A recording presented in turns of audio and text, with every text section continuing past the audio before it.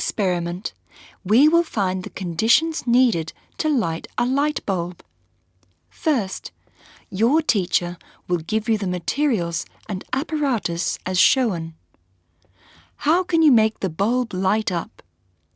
Draw a diagram to show your idea. With your teacher's approval, you can connect the apparatus.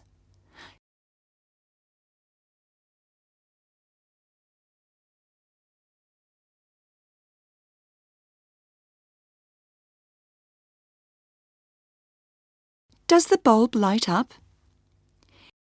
Here are some connections of the apparatus. Do the bulbs light up?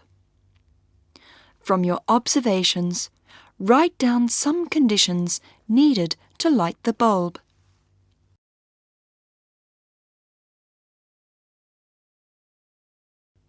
In this experiment, we find that in order to light the bulb, there must be dry cells in the circuit.